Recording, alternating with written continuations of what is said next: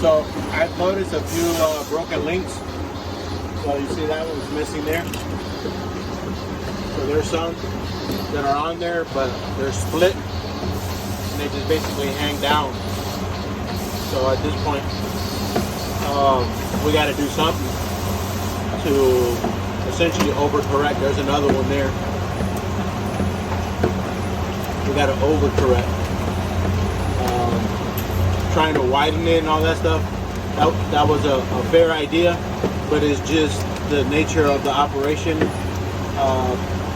It requires more space, a tougher, more robust chain.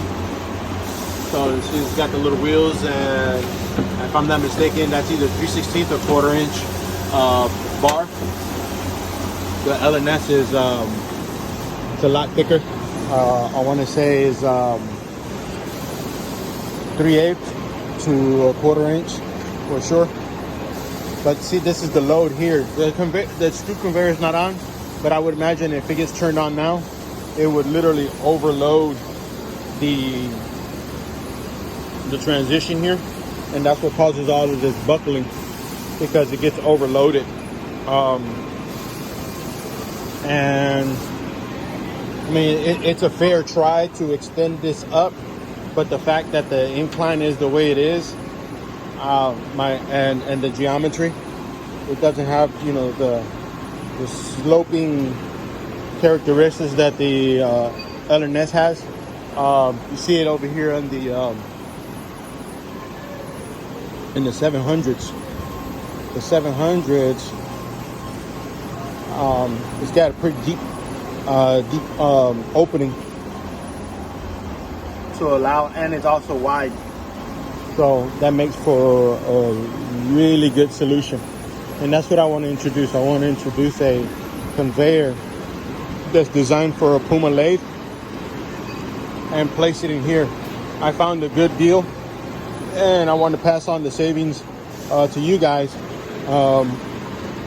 because the original price of the conveyor that I'm being offered, it's a little over 17 grand, and I can get it for us for 6,800 shipped.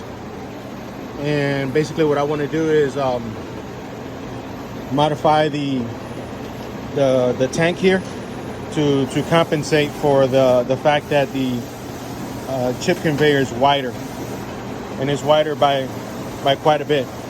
So the belt itself, if I'm not mistaken, is 17 inches wide or 18 inches wide. So I mean, that's quite a mouthful there, literally.